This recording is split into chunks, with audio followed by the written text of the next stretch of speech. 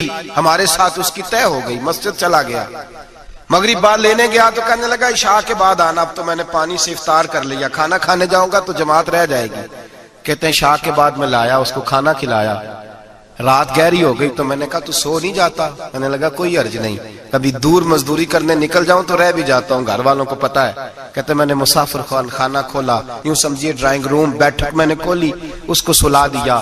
میں اور میری بیوی اپنی معذور بیٹی کو روٹی دینے گئے اور ہم نے جا کے اس کو کھانا کھلایا جو ٹانگوں سے معذور تھی، اور ساتھ کہا کہ بیٹی آج بڑا پرہیزگار جوان ہمارا مہمان ہے، آج چڑھتی جوانی اور تقوی کی روشنی اس کے چہرے سے چمکتی ہے، کیا بات ہے، بڑے ہی اچھے گھرانے کا تربیت یافتہ ہے۔ کہتے ہیں بچی کو کھانا کھلا کے لوٹے، اپنے کمرے میں سو گئے، بیٹی اپنے کمرے میں لیٹ گئی، ترس گئے تھے کہ بیٹی قدموں پہ چلے۔ تہجد کا وقت ہوا تو دروازے پہ دستک ہوئی، بڑی بے چینی کے ساتھ اٹھے میاں بیوی، کون ہے؟ بیٹی کی آواز آئی، ابا جی دروازہ جلدی کھولیں۔ کہتے ہیں کلیجے پھٹنے لگے، ذہن بکھرنے لگے، سوچے ہیں کہ وہ 2-1 منٹ ہمارے اوپر پہاڑ بننے لگے، دروازہ کھولا تو وہ بیٹی جس کے لیے ترس گئے تھے کبھی چلے گی، وہ اپنی ٹانگوں پہ کھڑی ہے، کبھی دوڑ کے ادھر جاتی، کبھی دوڑ کے ادھر آتی۔ بیٹیاں پریشانی کا فون کر دیں تو پھر بھی آنسو نکل آتے ہیں، اور بیٹی گھر میں خوشی آ جائے تو پھر بھی ماں باپ رو کے ہی شکر ادا کرتے ہیں، ان کے لیے روتے ہی رہتے ہیں۔ کہتے ہیں میں تڑپ گیا، بیوی بھی رونے لگی، بیٹے یہ کیا ہوا؟ ہم تو مایوس ہونے لگے تھے معاذ اللہ کہ اب تو ٹھیک نہیں ہوگی، کیا ہوا؟ کہنے لگے ابا جی اماں جی آپ نے بتایا نا نیک جوان آیا ہے، نیک آیا ہے، تو میں آپ چلے گئے تو میرے دل میں خیال آیا اے اللہ اگر وہ واقعی نیک ہے تو اس کے صدقے مجھے شفائی عطا فرما دے، یا ایھا الذین آمنوا اتقوا اللہ وابتغوا الیہ الوسیلہ، اے اللہ صحت ہی دے دے۔ کہتے ابھی میری دعا بھی پوری نہیں ہوئی کہ میرا وجود حرکت کرنے لگا، اور یہ دیکھو میں اٹھ کے کھڑا ہو گئی ہوں۔ کہتے ہیں ہم لوگوں نے یہ دیکھا تو بھاگے اس کے کمرے کی جانب، جب دروازے پہ ہاتھ رکھا تو دروازہ کھل گیا، آگے گئے تو پلنگ خالی تھا، ایک رکا چھوڑ گیا ہے۔ کہنے لگا مجھے پتا ہے میری حقیقت کھل گئی ہے، میں تو اللہ کا بندہ ہوں، اگر تمہیں مجھ سے ذرا بھی پیار ہو گیا ہے تو پھر میرے پیچھے نہ بھاگنا، اللہ کی بارگاہ میں جھک جانا، پھر گناہوں سے توبہ کر لینا۔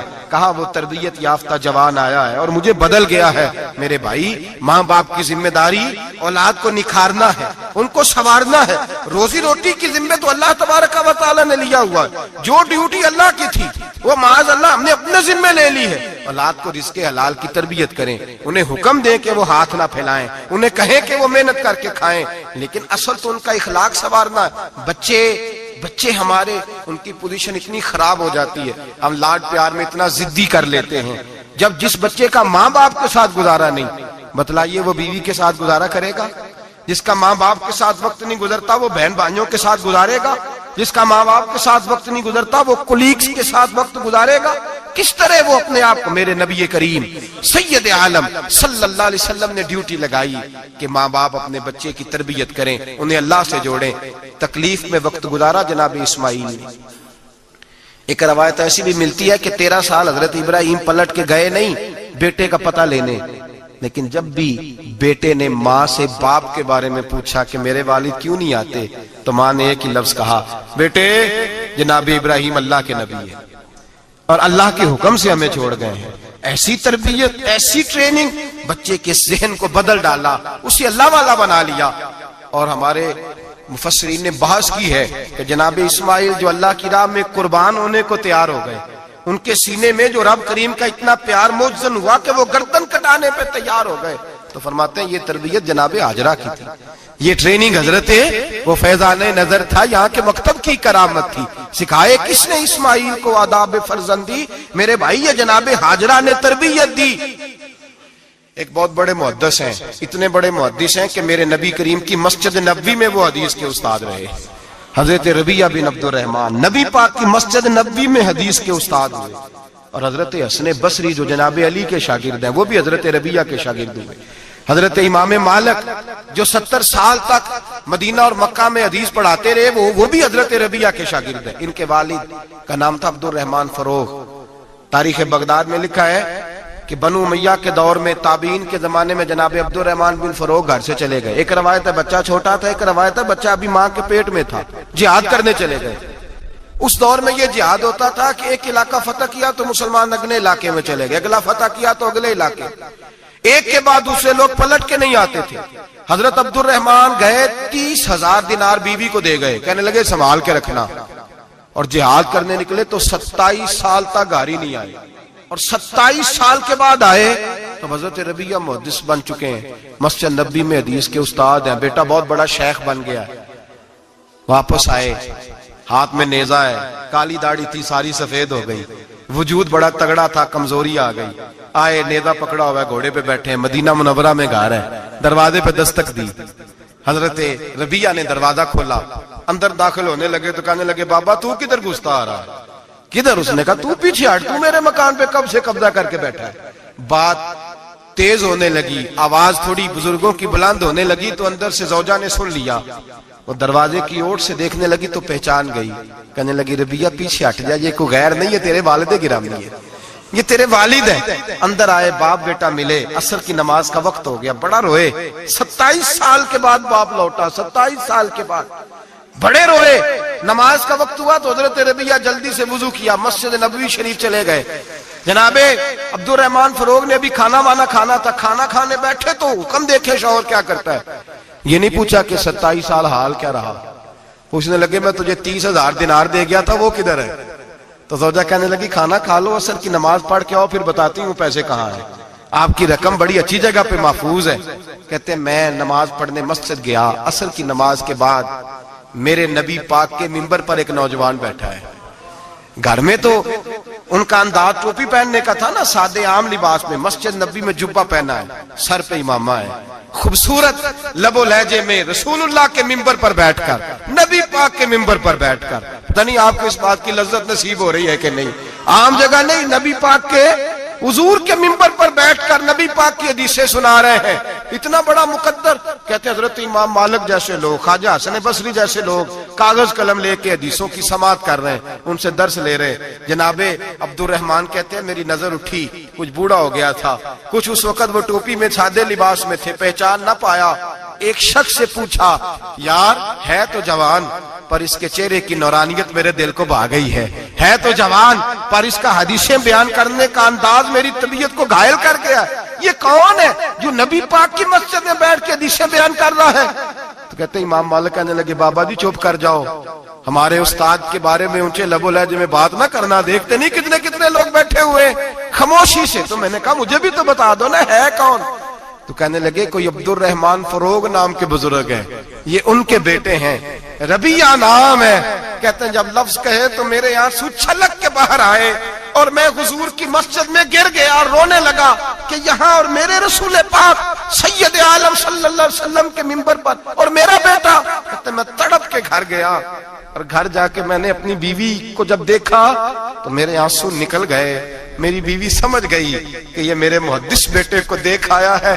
کہتے ہیں بیوی رو کے کہنے لگی میں نے آپ کے 30,000 دینار آپ کے بیٹے کو مصطفیٰ کریم کی حدیث کا استاد بنانے میں خرچ کر دیے، میں نے وہ 30,000 دینار خرچ کر دیے، 30,000 دینار آپ کا بیٹا میں نے۔ تو کہتے ہیں میں اپنی بیوی کی طرف دیکھنے لگا، میں نے کہا قربان جاؤں، میں اگر اللہ کے دین کے رستے میں تھا تو نے میرے ساتھ نیکی کی ہے، میرا بیٹا بھی دین کے رستے پہ لگا دیا۔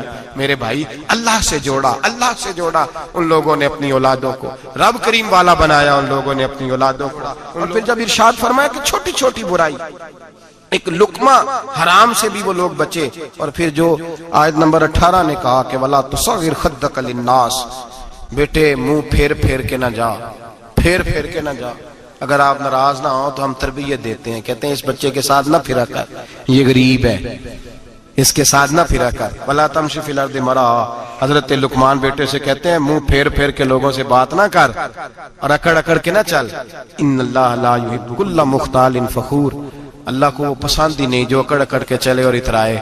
ابھی بھی رواج ہے، کہتے ہیں دوستی لگانا تو اپنے برابر کے دوستوں سے، ایسے نہ وہ ہمارا سٹیٹس ہی نہیں، ابھی بھی وہ فرق جو تو سید بھی ہو، مرزا بھی ہو، افغان بھی ہو، تم سبھی کچھ ہو، بتاؤ کہ مسلمان بھی ہو۔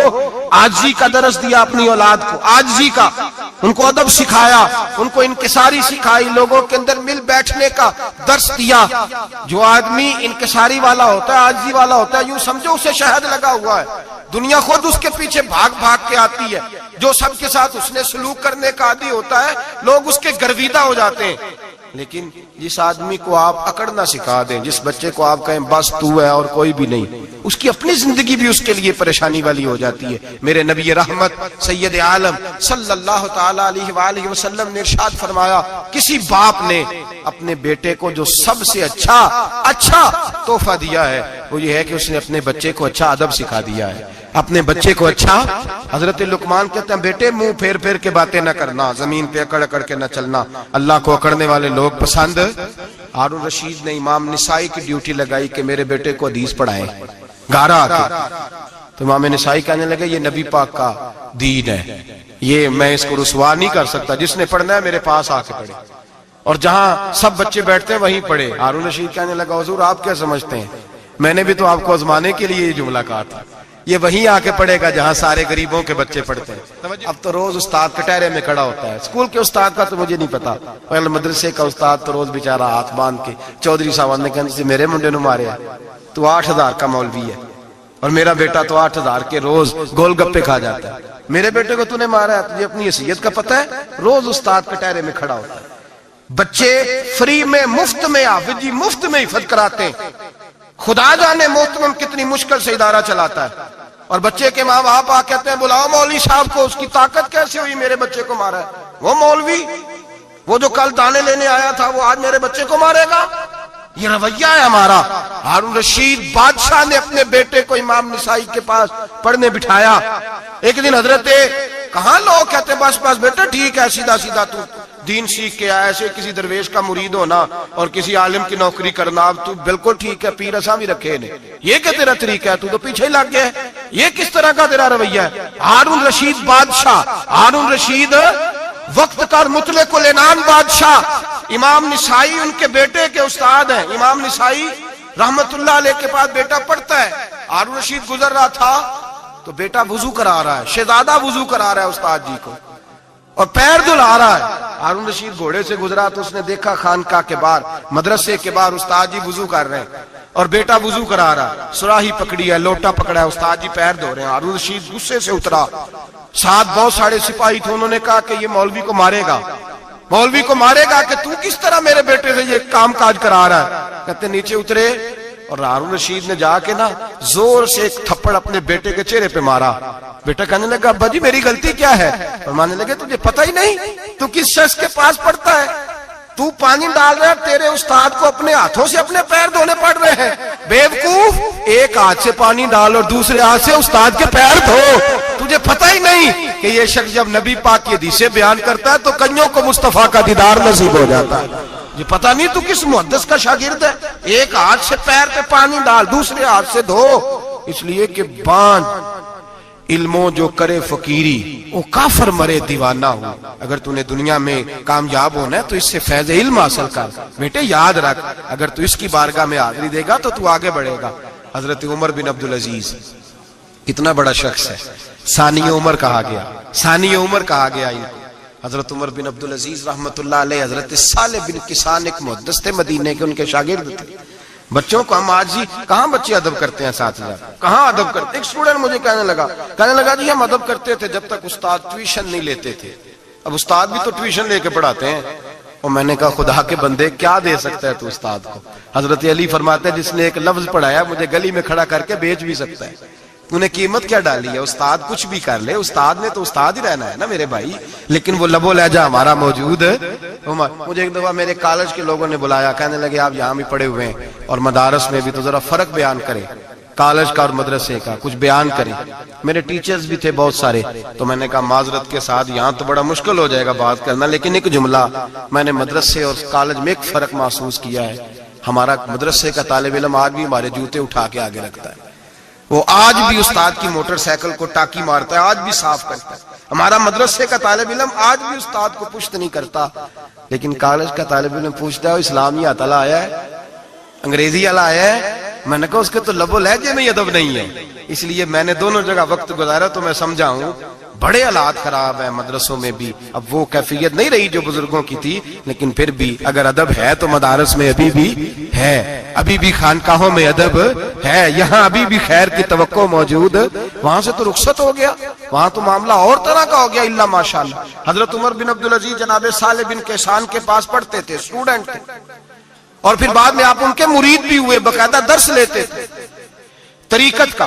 حضرت جناب صالح بن کیسان کے پاس تعلیم تھی. ان کے والد جناب عبدالعزیز اس وقت مصر میں بہت بڑے تاجر تھے, جناب عمر بن عبدالعزیز کے والد.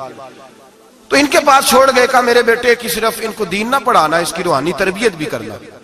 ایک دن استاد جی نے عصر کی نماز کا سلام پھیرا تو حضرت عمر بن عبدالعزیز کھڑے ہو گئے, ایک رکعت ان کی رہتی تھی پیچھے. تو آپ نے نماز کے بعد بلایا اور بڑے میٹھے لب و لہجے میں کہا, عمر کیا بات ہے, تیری ایک رکعت رہ گئی. تو کہنے لگے, استاد جی میں کنگھی کر رہا تھا, شیشے کے آگے کھڑا تھا, تو آئینہ دیکھتے دیکھتے بال سوارتے سوارتے مجھے پتہ ہی نہیں چلا, جب آیا ہوں تو لیٹ ہو گیا. حضرت صالح بن کیسان رحمت اللہ علیہ نے ان کے والد کو مصر میں خط لکھا, فرمایا آپ کا بیٹا میری پوری فرما برداری نہیں کرتا, کل کو مجھے نہ کہنا تربیت صحیح نہیں ہوئی. آج فلاں تاریخ کو اس نے ایک رکعت پوری چھوڑ دی ہے جماعت کے ساتھ, اس لیے کہ وہ کنگھی کر رہا تھا بالوں کی, پوری رکعت چھوڑ دی ہے. ابا جی بہت بڑے تاجر تھے, پر انہوں نے یہ نہیں کہا کہ مولوی تو پاگل ہو گیا, اس کو تو پتہ ہی نہیں کیا ہو گیا, ابھی بچہ ہو جائے گا سیانا, کوئی بات نہیں ٹھیک ہو جائے گا. حضرت عبدالعزیز نے وہاں سے ایک شخص بھیجا, پیسے دے کے, گھوڑا دے کے, فرمایا مدینے جاؤ, اور سیدھا مدینے آیا. حضرت عمر بن عبدالعزیز کو گھر سے اچکا, بلایا نہیں, زبردستی پکڑا, اچک کے گھوڑے پہ بٹھایا, حجام کی دکان پہ لے گئے, فرمایا اس کی ٹینڈ کر دو. نے بال کاٹ دیے اور بال کٹوا کے سیدھے حضرت صالح بن کیسان کے پاس لے گئے. کہنے لگے, حضور یہ کھاتا ہے اس کے والد کا, میں نے اس کی ٹینڈ کرا دی ہے, جس بالوں کی وجہ سے اس کی جماعت رہ گئی تھی میں نے وہ بال ہی ختم کر دیے.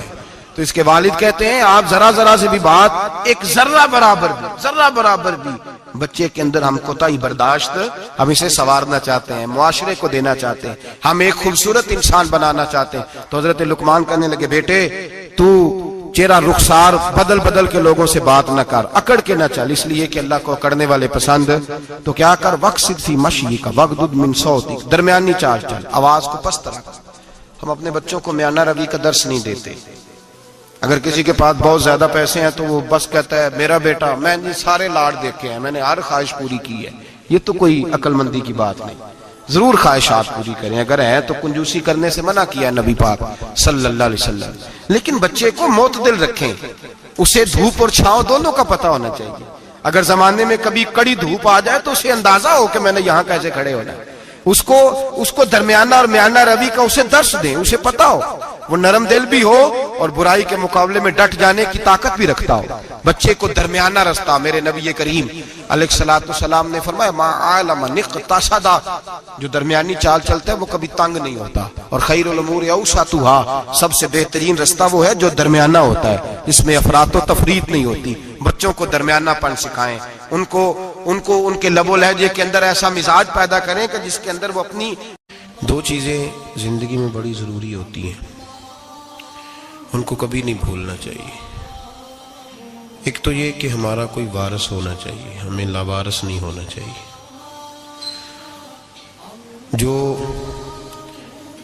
جس جانور کے گلے میں کسی کا پٹا نہیں ہوتا, اسے جس وقت جس کا دل چاہتا ہے مار دیتا ہے, اور جس کے گلے میں کسی کا پھٹا ہوتا ہے بچا رہتا ہے. تجھ سے در در سے سگ, سگ سے ہے مجھ کو نسبت, میری گردن میں بھی ہے دور کا پٹکا تیرا. ایک تو وارث والا بندے کو لوارث نہیں ہونا چاہیے, اور دوسرا اسے یہ بھی احساس ہونا چاہیے کہ میرے وارثوں کی میری طرف توجہ کتنی زیادہ ہے, میری طرف توجہ کتنی زیادہ ہے. اللہ بڑا مہربان ہے, بڑا کریم ہے, بڑا رحیم ہے, لیکن وہ کہتا ہے میری توجہ تو کرانا اپنی جانب, تو آ تو صحیح نا مسجد میں, میری توجہ کرانا. تو نماز پڑھے گا تو میں تجھے ثواب دوں گا, تو روزہ رکھے گا تو میں تجھے اجر دوں گا, تو حقوق العباد پورے کرے گا تو میں تجھے معاف کروں گا. یہ تھوڑی بات ہے کہ اللہ بڑا مہربان ہے تو ہم گھر میں بیٹھے رہیں تو رحمت چھلک چھلک کے آئے گی, اس میں شک نہیں. لیکن وہ کہتا ہے تجھے ماننا تو پڑے گا نا, اگر تو نہیں مانے گا تو تجھے سزا دوں گا. ایک تو وارث والے بنے, لاوارث نہ بنے.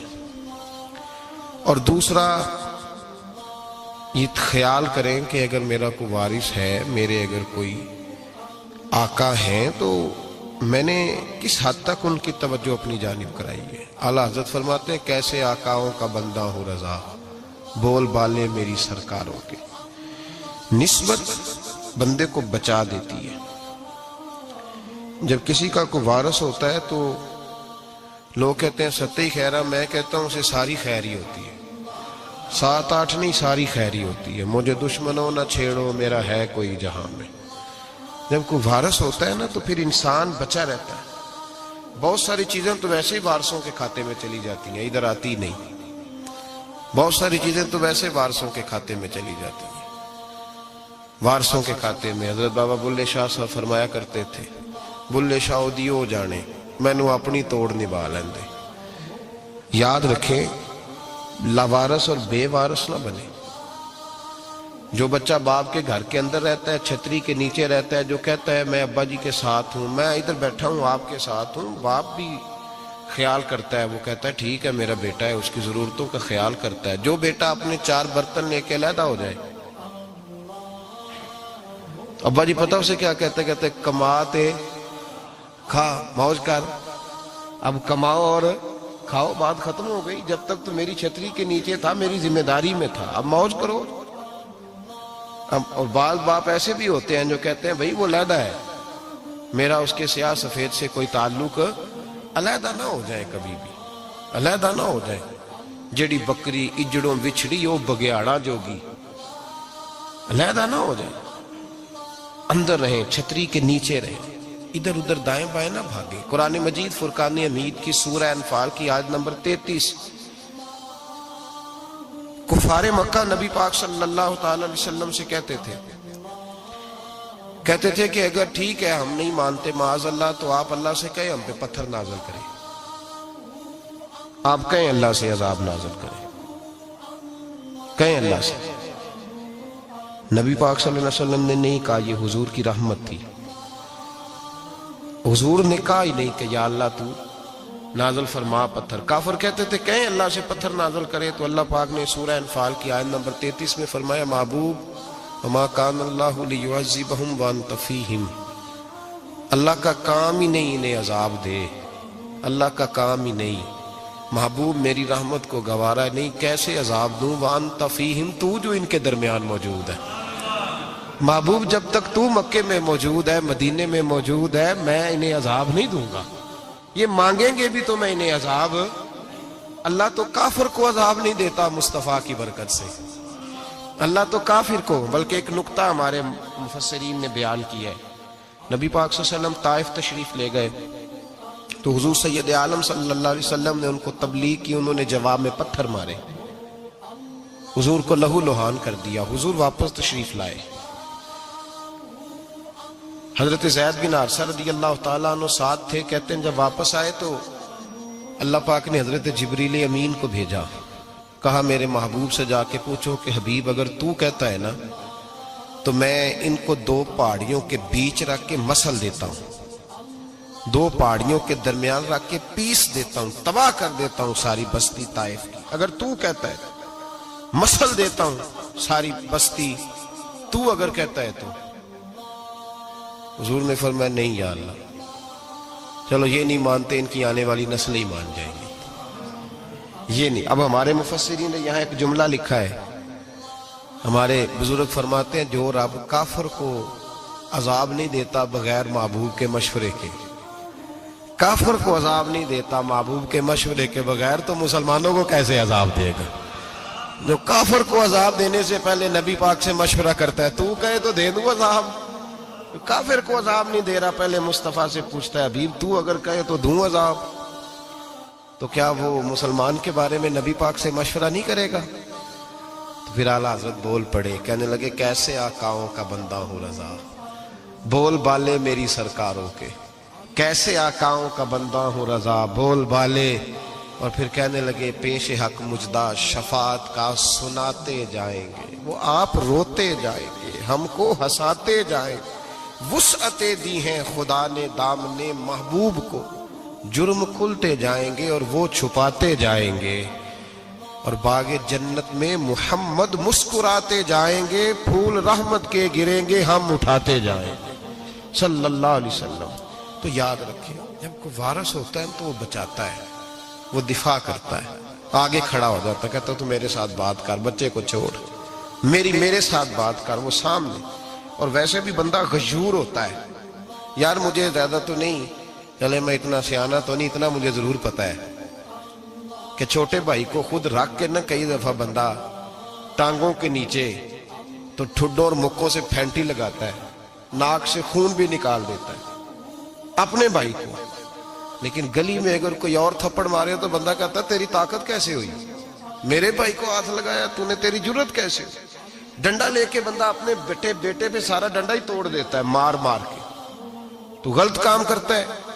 باہر اگر کوئی میلی آنکھ سے دیکھے، میلی آنکھ، وارث جیندے ہون تے بوٹے سکدے نہیں، جب کوئی وارث ہوتا ہے تو کہتا ہے نا بھائی نا، سوال ہی نہیں پیدا ہوتا، ہو ہی نہیں سکتا۔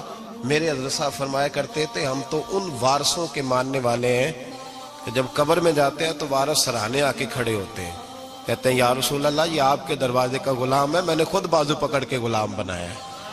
یہ کیسے ہو جاتا ہے؟ وہ وارث آ کے کھڑے ہو جاتے ہیں خود۔ اور میں نے کئی دفعہ سنائی یہ بات، مولوی اشرف علی تھانوی نے لکھا ہے، غوث اعظم رضی اللہ تعالیٰ عنہ کا دھوبی کپڑے دھوتا تھا، فوت ہو گیا تو قبر میں فرشتے نے آ کے پوچھا من ربو کا، کہنے لگا جی میں تو عبد القادر جیلانی کا دھوبی ہوں۔ پھر پوچھا ماں دینو کا، کہنے لگا ساری زندگی غوث کے کپڑے دھوئے، میں اس کے کپڑے دھوتا رہا ہوں۔ اس نے کہا میں رب اور دین پوچھتا ہوں تو عبد القادر کا بتاتا ہے۔ مولوی اشرف علی تھانوی کہتے ہیں کہ حضرت غوث اعظم رضی اللہ تعالیٰ عنہ خود قبر میں آئے اور کہنے لگے تمہیں سمجھ نہیں آ رہی، تمہیں بتا تو رہا ہے کہ عبد القادر کے تو کوئی دروازے کے پاس سے گزر جائے تو اسے خدا یاد آ جاتا ہے، اس نے تو ساری زندگی کپڑے دھو کے دیے، اسے نہیں پتا خدا کا۔ کیسے آقاؤں کا بندہ ہوں رضا، بول بالے میری سرکاروں کے۔ کوئی وارث ہوتا ہے جب کوئی تیرا وارث ہوتا ہے پھر تو بہت ساری ذمہ داریاں ویسے وارث کی ہوتی ہیں۔ جب کوئی تیرا وارث ہوتا ہے لاوارث بن کے زندگی نہ گزارے۔ ہم نے کسی کو وارث بنایا ہی نہیں، بیعت بھی رسمی، عقیدت بھی رسمی، ارادت بھی رسمی، رسم ہی رسم، نام لکھوانے کے لیے بس کہہ دیا فلاں جگہ ہے۔ او بھائی جب کوئی وارث ہوتا ہے تو پھر حالات بدلے ہوئے ہوتے ہیں، پھر مزاج بدلے ہوئے ہوتے ہیں۔ حضرت مرزا مظہر جانا فرماتے ہیں کہ بارش ہوئی تھی تازی دلی میں تازی بارش ہوئی تھی، ایک بابا لکڑی کے جوتے پہنے کھڑا ہوں، اللہ اللہ اللہ اسی کسے دے کچھ بھی نہیں لگ دے نہ کوئی ساڈا دردی۔ بابا مست ہو کے جا رہا اللہ اللہ کرتا جا رہا۔ ایک طوائف اپنے کوٹھے سے اتر کے تو سیڑھیوں پہ بیٹھی تھی، ساتھ اس کا یار بھی بیٹھا تھا، بابا اپنی مستی میں جا رہا ہے تو بابا جی کے پیروں سے کچھ مٹی اڑی تو اس عورت کے کپڑوں پہ پڑ گئی، پرواہ نہیں، بزرگ گزر رہے ہیں۔ وہ یار اس کا دوڑا ہوا آیا، اس نے آ کر تھپڑ مارا، کا خیال نہیں سارے اس کے کپڑے آلودہ کر دیے، تو کدھر تیرا دماغ نہیں ٹھیک؟ بابے نے نظر اٹھائی، کہا بیٹے میں نے دیکھا نہیں، چل اللہ تیرا بھلا کرے، تو نے بدلہ لے لیا۔ بابا جی چپ کر کے وَإِذَا خَاطَبَهُمُ الْجَاهِلُونَ قَالُوا السَّلَامَ، چپ کر کے گزر گئے۔ ٹھنڈ کا موسم تھا، بارش تازہ ہوئی تھی، حلوائی دودھ کاڑ رہا تھا، اس نے بٹھایا بابا جی کو پھٹے پہ، پیالہ پکڑا، دوڑ کے آگے بڑھا، بزرگ آ گئے، آئیے بیٹھیے، دودھ کا گرم گرم پیالہ شکر ڈال کے دیا، بابا جی نے دودھ پیا، پھر نظر جھکی، پھر رنگ بدلا، کہنے لگے مالک تو کتنا بے نیاز ہے، کہیں تھپڑ مرواتا ہے کہیں دودھ پلاتا ہے، تیری بے نیازی ہے نا، ادھر تھپڑ مروایا یہاں دودھ پلایا، تو ہی جانتا ہے تیرے رنگ کیا ہے۔ ابھی بابا وہیں بیٹھا تھا، دوڑے آئے پیچھے سے لوگ، شور ہوا، بابے کو دبوچ کے وہاں لے گئے جہاں اس نوجوان نے تھپڑ مارا تھا، کہا تو اللہ کا بندہ ہے، اللہ کے بندے بد دعا تو نہیں دیتے، ہوا کیا؟ کہا تو نے بد دعا دی ہے؟ کہا نہیں دی، بات بتاؤ۔ کہنے لگے اس نے تجھے تھپڑ مارا ہے، چھت پہ چڑھا ہے، پیر پھسلا ہے، گردن کے بل گرا ہے، منکا ٹوٹ گیا، مر گیا ہے، تو نے بد دعا دی ہے۔ بابا جی کہنے لگے یار میں نے تو دوسرا لفظ بھی نہیں کہا، بھلا ہو کہہ کے گزرا ہوں، میں نے نہیں بد دعا دی۔ کہا تو نے دی ہے تبھی تو مر گیا، کہا نہیں دی۔ کہا بابا تو بزرگ آدمی ہے، سچ بول۔ تو بابا جی کہنے لگے سچ سنو، پھر میں آ رہا تھا، میرے پیروں سے مٹی اڑی، اس کے یار کے کپڑوں پہ پڑی، اسے برا لگا، اس نے مجھے مارا، جب اس نے مجھے مارا تو میں کوئی لاوارث تو نہیں تھا، جب اس نے مجھے مارا تو میں کوئی لاوارث تو نہیں تھا، مجھے دشمنوں نہ چھیڑو، میرا ہے کوئی جہاں میں ابھی پکار لوں گا، نہیں دور ہے مدینہ۔ اس نے مجھے مارا تو میں کوئی لاوارث تھا کہ میرا بدلہ کوئی نہ لیتا؟ اس نے مجھے مارا ہے تو میرے یار کو برا لگا ہے تو اس نے اسے مار دیا ہے، میری تو غلطی کوئی نہیں، یاروں کا جھگڑا ہے، یہ تو دوستوں کا جھگڑا ہے، یہ تو یاروں کا جھگڑا ہے، کوئی غلطی نہیں میری، کوئی غلطی نہیں۔ خش خش جنہ قدر نہیں میرا، اے میرے صاحب نو وڈیاں، میں تے گلیاں دا روڑا کوڑا، میں گلیاں دا روڑا کوڑا، میں نو محل چڑھایا ہے سائیاں، میں نو محل چڑھایا ہے سائیاں۔ فرمایا اس نے مجھے لاوارث سمجھا تھا کہ تھپڑ مار کے گزر جائے، میرا کو پوچھے گا ہی نہیں۔ میرے رسول پاک علیہ السلام کے بارے میں رب فرماتا ہے ابھی میں تو تیرے ہوتے ہوئے کافر کو سزا نہیں دیتا کہ تو موجود ہے۔ یاد رکھے حضرت فضیل بن ایاز فرماتے ہیں ایک جوان تھا،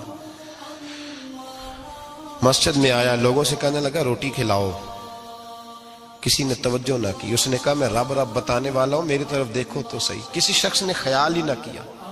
پھر اس نے کہا یار تھوڑا سوچو، نمازیوں سے کہا، اہل علاقہ سے کہا، انہوں نے کہا تیری طرح کے بڑے درویش دیکھیں۔ مسجد کے محراب میں وہ رب کریم کا بندہ انتقال کر گیا۔ جب فوت ہو گیا نا، لوگوں کا مزاج ہے بیمار کو دوائی نہیں دیتے، جنازے پہ وقت پہ پہنچ جاتے، جب کوئی گر رہا ہوتا ہے تو سہارا کوئی نہیں دیتا، جب کوئی گر جاتا ہے ٹانگ ٹوٹ جاتی ہے تو تیمارداری کو زمانہ پہنچ جاتا ہے۔ اور بزرگ وہ نوجوان اللہ کا نیک بندہ مسجد کے محراب میں فوت ہو گیا۔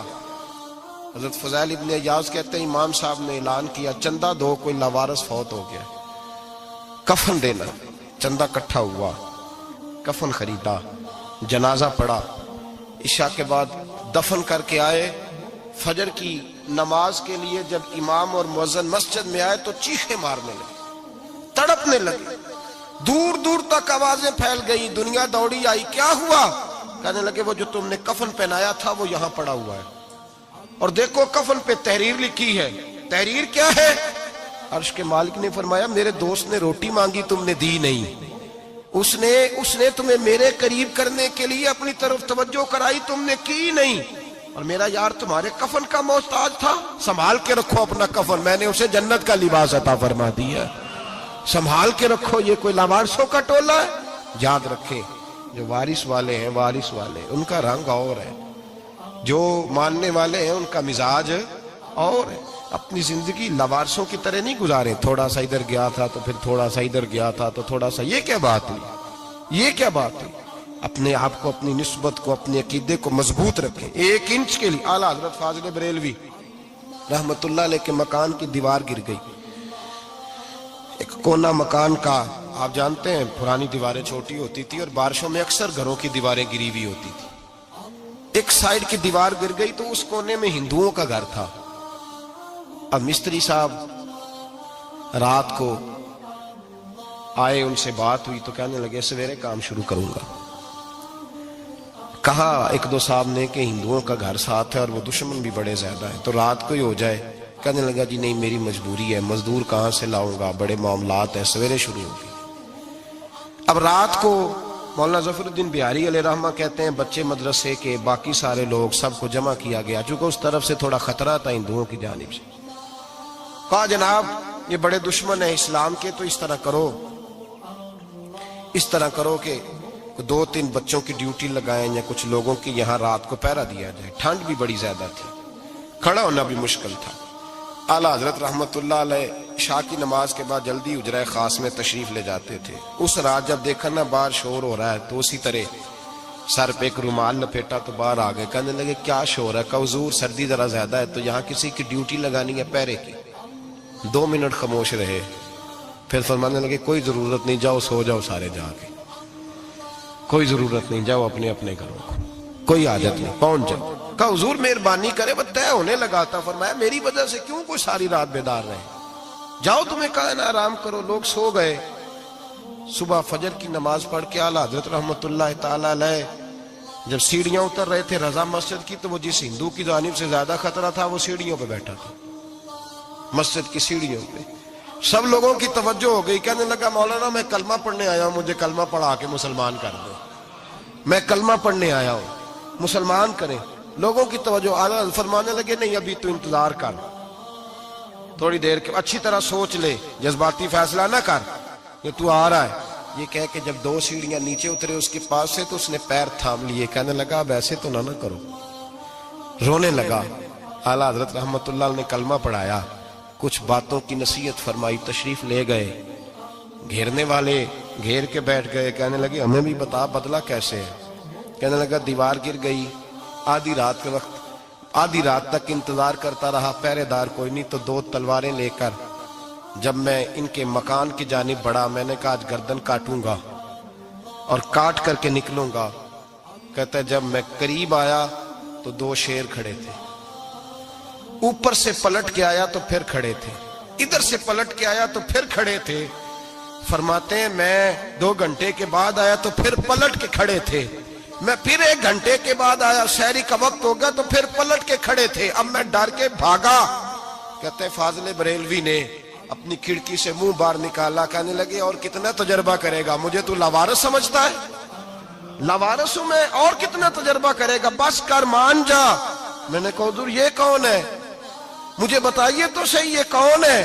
تو کہنے لگے میں نے ساری زندگی رسول اللہ کی عظمت کا دفاع کیا ہے، ساری زندگی غوث اعظم کے نعرے لگائے ہیں، ابھی تو یہ مدد صرف غوث پاک جیلانی کی بھیجی ہوئی ہے، ابھی تو غوث اعظم کی بھیجی ہوئی مدد ہے، مولا علی ابھی پیچھے ہیں، 2 جہاں کے محبوب ابھی اس سے پیچھے ہیں، وہ تو ابھی پیچھے ہیں، پیچھے کھڑے ہیں کہ ضرورت پڑی تو ہم بھی تیار بیٹھے ہیں۔ او بھائی آج رواج ہو گیا، رواج، میں نے 2-4 دن پہلے بھی کہا تھا، لوگ کہتے ہیں نہیں کوئی نہیں ضرورت، سامنے سارا کچھ نظر آ رہا ہے۔ او خدا کے بندو یاد رکھو، نسبت ہے بڑی چیز، جانے تگو دو میں، اگر کسی کو نسبت میسر آ گئی نا، نسبت، خالی دامن ہی مل گیا، تیرے ہاتھ میں کچھ ہے تو ہونی چاہیے نا، خالی دامن ہی تجھے کسی کا میسر آ گیا تو بچ گیا۔ اپنی نسبتوں کی حفاظت کریں، ان کو مضبوط کریں، ان پر محنت کریں، ان پر توجہ رکھیں۔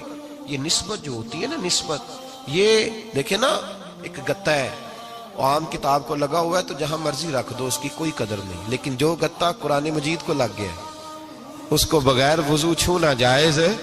ایک پٹھے پہ اینٹ بنی ہے، جو باتھ روم میں لگ گئی وہاں بغیر جوتے کے جایا نہیں جا سکتا، اور جو مسجد میں لگ گئی وہاں جوتے پہن کے جایا نہیں جا سکتا۔ یہ نسبت ہے بڑی چیز، اگر میسر آئے نصیب ہو، اپنی نسبت کو مضبوط کر کے رکھا کریں، اس کی جولانی کا مظاہرہ کیا کریں، اس نسبت میں روز توانائی آنی چاہیے۔ میں آپ کو بڑی ذمہ داری کے ساتھ ایک بات بتاتا ہوں تجربے کی، ہمیں جتنا کسی نے آ کے کہا ہے نا نسبت کے خلاف، ہماری نسبت اس سے زیادہ مضبوط ہوئی۔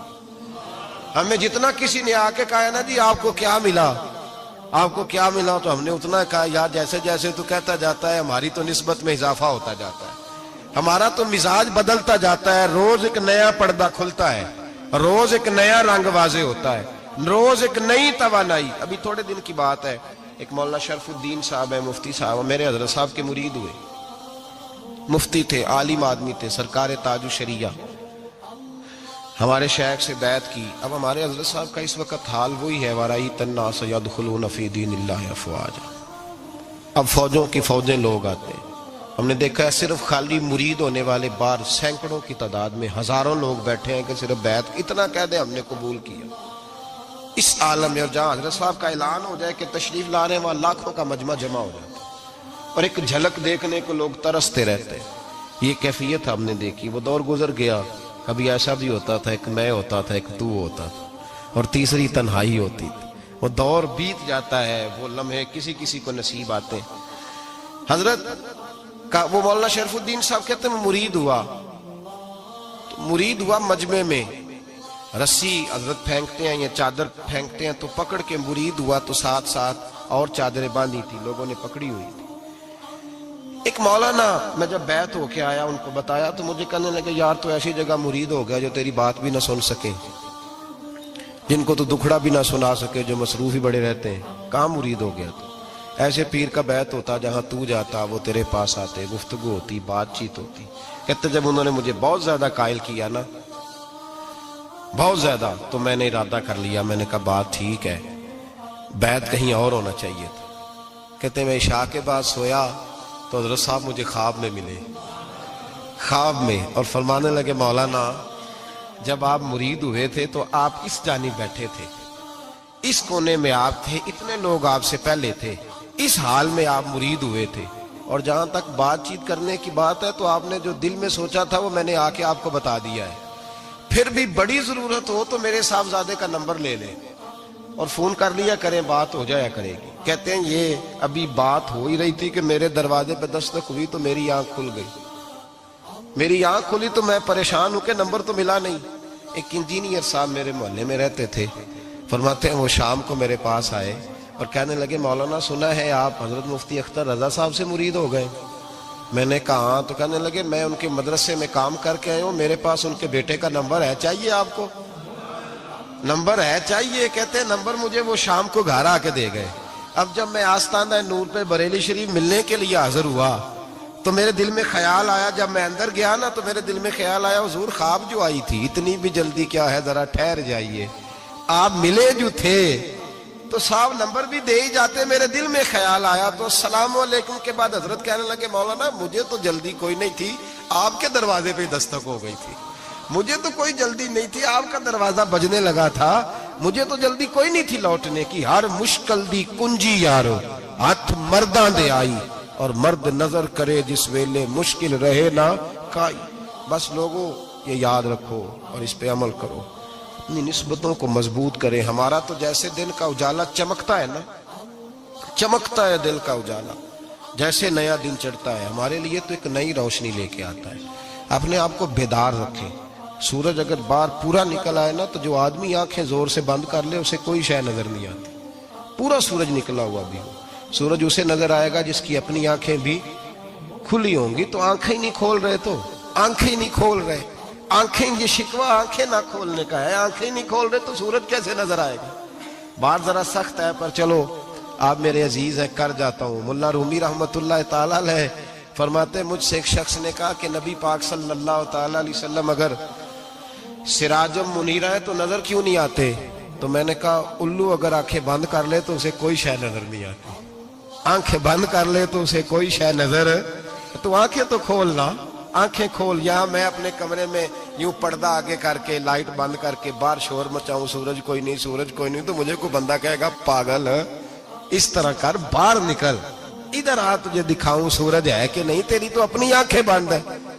اقبال کہتے ہیں دل بینا بھی کر خدا سے طلب، آنکھ کا نور دل کا نور نہیں، اندر کی آنکھیں کھول، اندر اتنا اندھیرا ہے تو باہر کیسے نظر آئے گا؟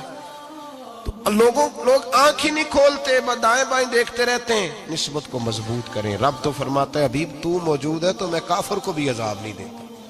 اب یہاں خالص نسبت کا بیان ہے، خالص، یہ نہیں فرمایا کہ حبیب ان کے عمل اچھے ہیں تو میں عذاب نہیں دیتا، یہ نہیں فرمایا کہ حبیب یہاں خانہ کعبہ ہے تو میں عذاب نہیں دیتا، نسبت کی بات فرمائی، نسبت کی۔ یہ نہیں فرمایا کہ حبیب یہاں روز طواف ہوتا ہے تو عذاب نہیں دیتا، یہاں تلاوت ہوتی ہے تو فرمایا حبیب تو ہے اس لیے میں انہیں عذاب۔ مدینے میں کبھی زلزلہ نہیں آیا، پتہ ہے آپ کو؟ اس لیے نہیں آیا کہ وہاں میرے مصطفیٰ کا گنبد خضرا ہے۔ کوئی فصل وہ بیجتے نہیں، کوئی فصل بوتے نہیں، وہ کوئی فصل بھی، لیکن دنیا کی ہر شے آپ کو مدینے میں ملتی ہے۔ جو سب سے اچھا پھل کھانا چاہے اسے مدینے میں جا کے ملتا ہے، اس لیے کہ وہاں گنبد خضرا کی ہریالی موجود ہے۔ دنیا کی ہر نعمت ملتی ہے اس لیے کہ گنبد خضرا جو موجود ہے۔ تو بھائی یہ نسبتوں کی بہار ہے، نسبتوں کی۔ پرانی امتوں میں جب کوئی گناہ کرتا تھا تو دروازے پہ لکھا ہوتا تھا سویرے، میرے حبیب نے دعا فرمائی مولا یہ میرے ہیں انہیں رسوا نہ کرنا، اے اللہ میرے ہیں انہیں رسوا نہ کرنا۔ تو میرے بھائی سن لو اور یاد رکھ لو، لاکھوں پاپ بھی لوگ کر کے آئیں، سویرے منہ دھو کے نکل آئیں تو عرش کا مالک رسوا نہیں کرتا، بلکہ کہتا ہے تو میرے دامن میں چھپ جا، اندر جا کے جہاں گناہ کیا ہے وہاں جا کے دل سے سچی توبہ کر لے، میں قیامت میں بھی کسی کو نہیں بتاؤں گا کہ تو نے گناہ کیا۔ تو برکت کس کی ہے؟ رسول پاک کی۔ یہ برکت کس کی ہے؟ حبیب دو عالم کی صلی اللہ۔ غلامی کا رشتہ مضبوط کریں، غلامی کا وارث والے بنے، لوارث نہ بنے۔ لوارثوں جیسی زندگی نہ گزارے، جہاں مرضی چلے گئے، جہاں مرضی چھٹیاں کار ہے، جتنے مرضی ٹائم بتا ہے، جو مرضی طبیعت میں آیا کرتے پھرے، پتہ ہی کوئی نہیں، حال ہی کوئی نہیں، یہ کوئی کیفیت نہیں ہے کوئی بھی۔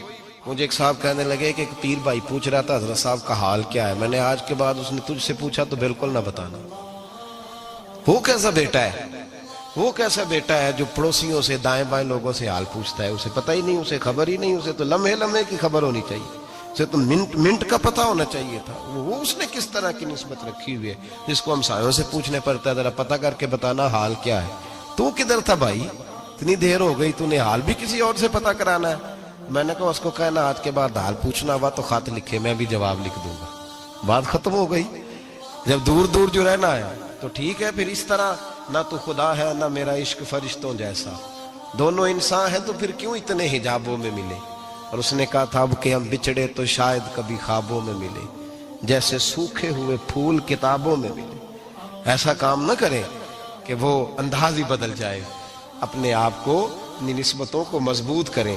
اللہ تبارک و تعالیٰ سے دعا اور التجا ہے کہ اللہ کریم ہمیں نسبتوں کی مضبوطی عطا فرمائے، اور اللہ تبارک و تعالیٰ ہمیں یہ توفیق دے کہ ہم سمجھ جائیں اس بات کو کہ اصل بات ہے کیا، اور اصل کی مضبوطی کتنی ضروری ہے، اصل تک پہنچنا کتنا ضروری ہے۔ اور یہ بھی یاد رکھیں، اماں جب ناراض ہوتی ہے نا، جب اماں ناراض ہوتی ہے تو کہتی ہے بس نکل جاتے، فٹافٹ نکل، دوڑ جا، کوئی تعلق نہیں۔ ابا بھی کہتا ہے آج آیا تو ٹانگیں توڑ دوں گا، حال ہی کوئی نہیں۔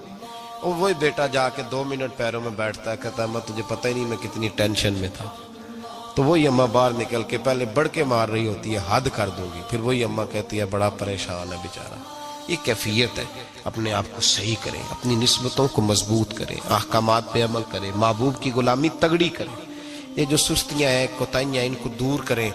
زندگی کا لطف آتا ہی تب ہے جب آپ پورے طور پر اپنے آپ کو چاق و چوبند کرتے ہیں۔ اگر تھوڑا کر لیا، تھوڑا چھوڑ دیا، 1 پڑھ لی، 3 رہ گئیں، 3 پڑھ لی، 2 رہ گئیں، یہ لطف نہیں ہے، یہ ذائقہ نہیں۔ اپنے آپ کو مضبوط کریں اور پورا مضبوط کریں، پوری اپنے اندر جو ہے وہ جولانی نسبت کی پیدا کریں۔ بس یہ دعا کریں اللہ جب تک زندہ رکھے غلامی میں رکھے۔